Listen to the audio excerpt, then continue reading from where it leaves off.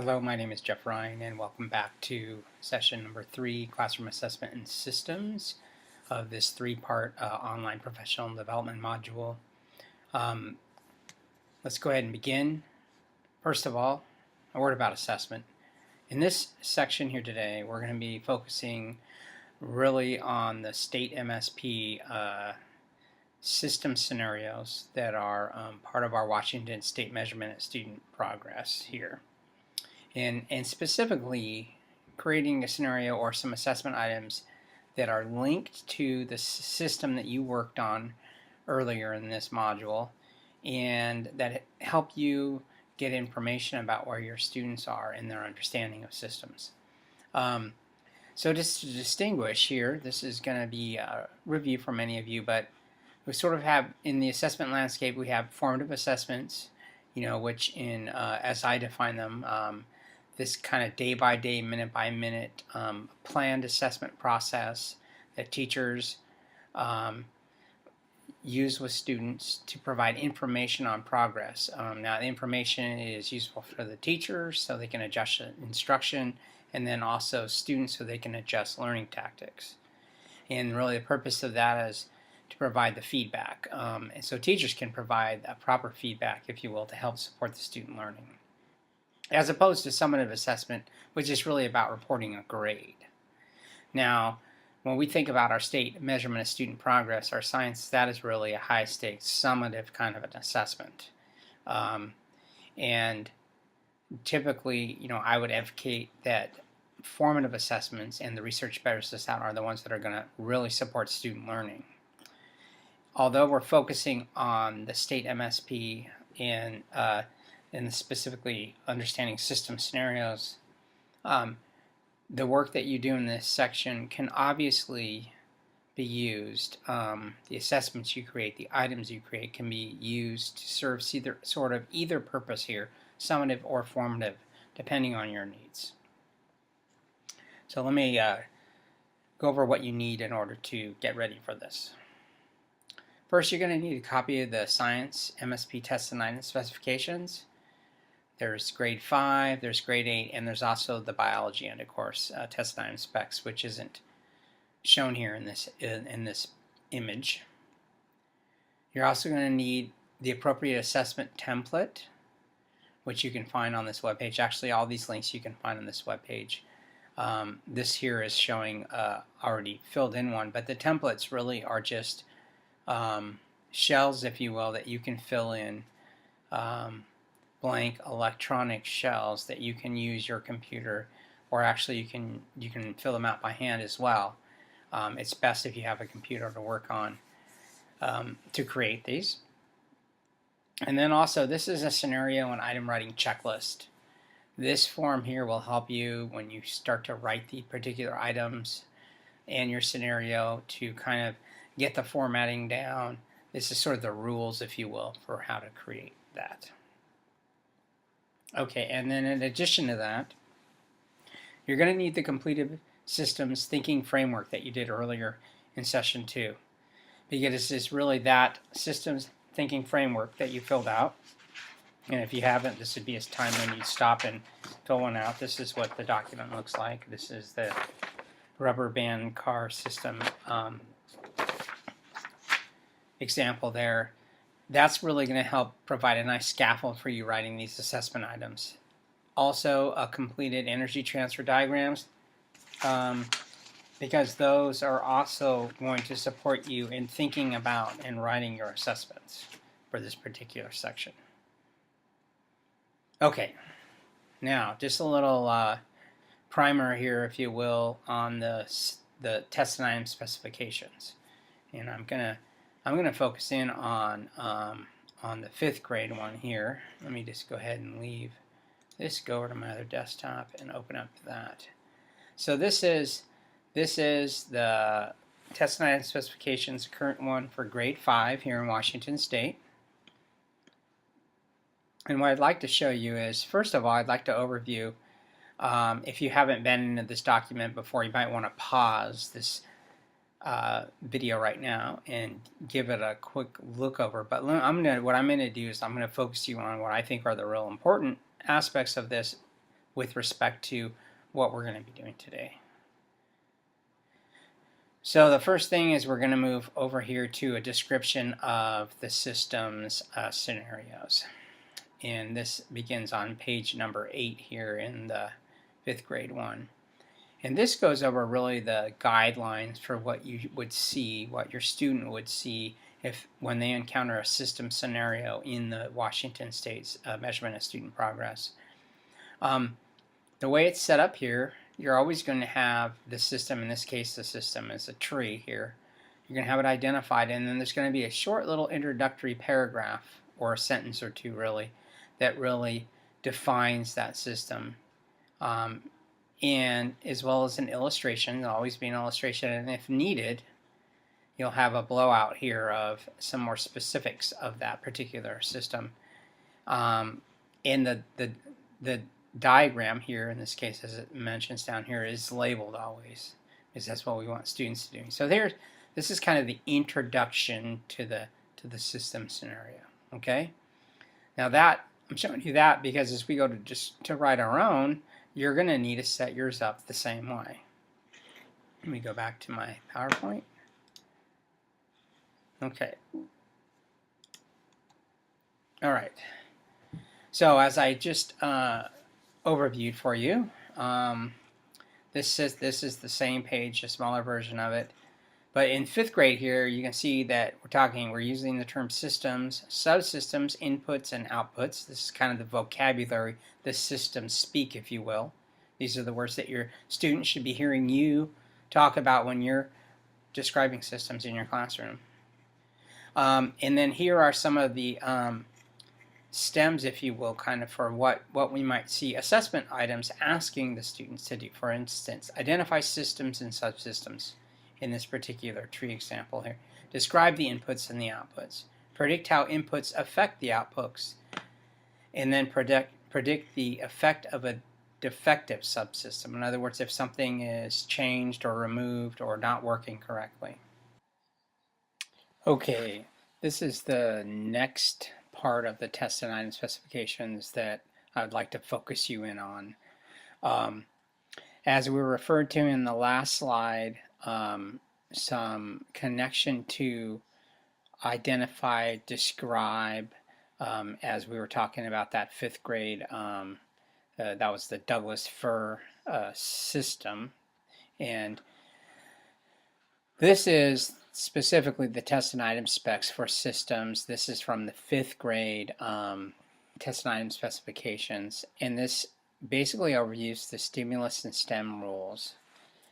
So if you're going to write items, you're going to create a scenario for your specific system that you identified earlier.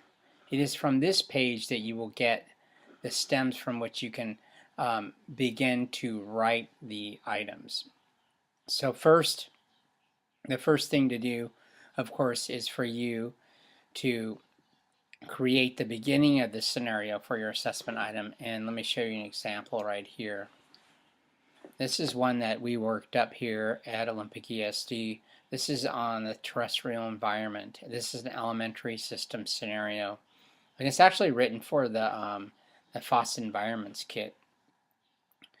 But let me review what we're looking for again here.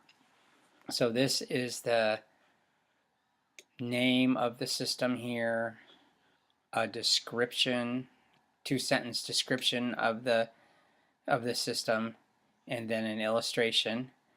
And as you can see here, this illustration does not have labeled parts, or this diagram here isn't labeled, so that needs to be fixed.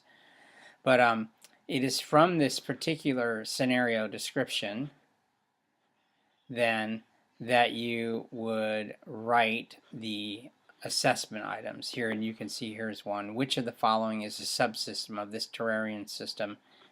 And you have the choices: temperature, salamander, and water. And this identifies over here, these are the specific standards that's, you can see this is a life science system. And here's a system, kind of a system standard and a life science standard, both in the same item here. But let's go back for a second to the test and item specs. So To write the items here, if you look at number 1 here, identify one or more subsystems of a given system. Now that was just an item that we saw in that last scenario. I want to orient you to what these codings things here mean over here. This is the standard on this slide, but let's take you to the PowerPoint slide to overview this. Okay, so here you can see this CC here talks about cognitive complexity level. And this is a 2. That means that's the depth of knowledge level from Webb's, which is at the back of the tested item specifications. That specifies the ceiling or the limit on what level, cognitive level, that this item is assessing here. This multiple choice arrow is a little bit out here. The format here, MCCP, this is what multiple choice means. So in this case, this item is at a cognitive complexity level 2, and the format here is either multiple choice, or we call it selected response, or CP means completion. Okay, so so the coding here designates what kind of item it would be, and the CC is the depth of knowledge that the item is targeting. And you can reference those depths of knowledge in the appendix at the back of the tested item specifications. And I'll go ahead and take you there. In the very back, this is again the 5th grade on page number, right after the, here it is. So this is Appendix A, Cognitive Complexity, the Webb's Depth of Knowledge Levels for Science. And this will give you a description of each of the levels. You can see level 1 here is recall and reproduction. Level 2 deals with skills and concepts. And then level 3, strategic thinking, and so on. And based on that cognitive complexity level, that again, that's the ceiling. And then this word identify one or more subsystems. This is really going to give you the stem for your item here, for writing your item. So when you're writing items, assessment items for your specific system that you've identified earlier, you're going to use this language. So this case, look at this on, this is 4th through 5th grade Systems B, functions of a system. Describe a function of a system given that one of its subsystems is unable to do by itself. And here they give you an example. So this again could be multiple choice or completion, and cognitive complexity level 2. And then you can see the rest of them. So here, down here, SA, this is short answer. Okay, so this one, this is 4.5 SYSC, inputs and outputs of systems. It says describe one or more input and or output of a given system. And then here are the examples here. And this one can be assessed as multiple choice, completion, or short answer, any of those. Okay, just like to do a quick little overview. I alluded a minute ago to the coding for the test and item specs, and here's an overview of the different kinds of items. So multiple choice items, as you can see here that I'm highlighting, these are fairly common to folks. Selected response is another way we describe it. And here's an example of one of these.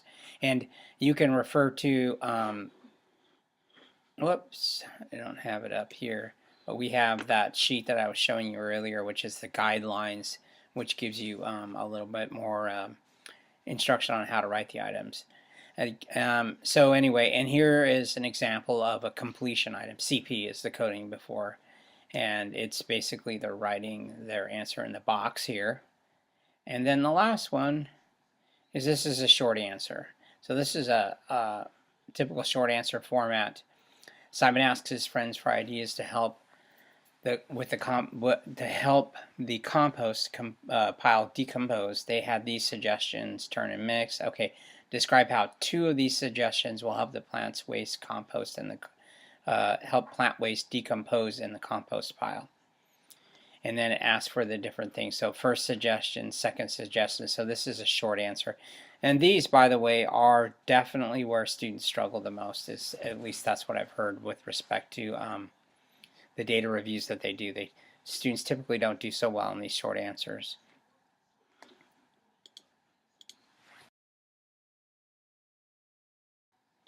Okay, so to review here. In order to prepare for the item writing, we've spent a little bit of time looking at the test and item specifications. I've been focusing on the 5th grade one. I believe the 8th grade is, I know the 8th grade is laid out in a similar format. I think the paging is almost exactly the same, but for reference, page 8 overviews what the scenario looks like, a system scenario in this case.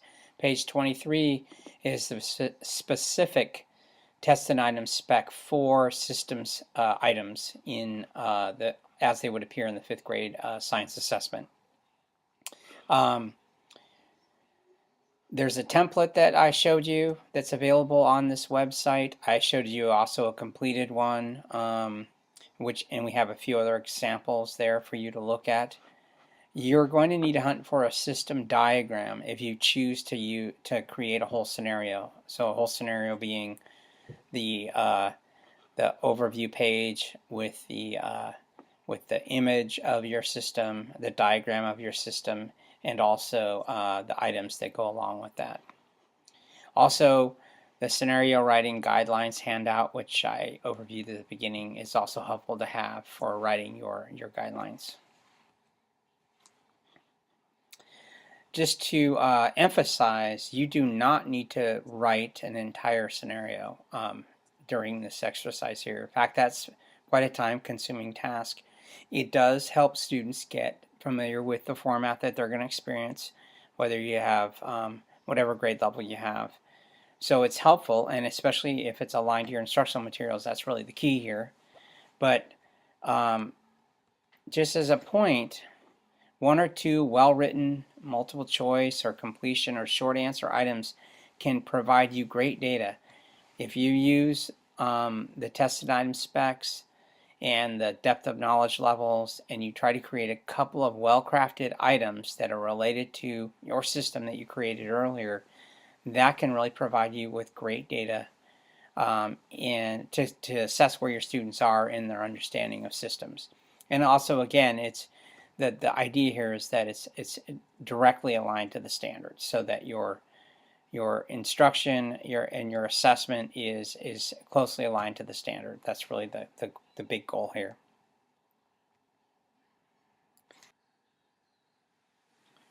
And finally, with the data that you're collecting through the use of these assessment items in your classroom, I would like to encourage you to work towards independent study professional learning clock hours, which are available if you work your way through this module. Also, if you are inclined, I'd like you to share your anonymous student work that you've collected through the use of these assessment items, any of the scenarios you create. Share them in our online learning community forum. You can do that by emailing me here at Olympic ESD, and I will put my email here on this web page. And the last point is that hopefully through using these assessment items with your students, collecting their work, using that data there to analyze it within the context of your teacher team, providing you have one, I think it's a wonderful opportunity to consider student learning a little more deeply. It is actually the best professional learning you can engage in from my perspective. That idea of embedded professional learning that is close to your classroom, that is working on the problems that your students have and the learning that they're going through. So I would encourage you, if you create items here, that you use them, that you implement them, you gather some student work, and then you analyze it with peers. That's really the best kind of professional learning you can get involved in. So that'll take us to your work time, thinking it through. I'd encourage you to write some assessment items and apply for the clock hours using the independent study form that I've made available for you. Thank you.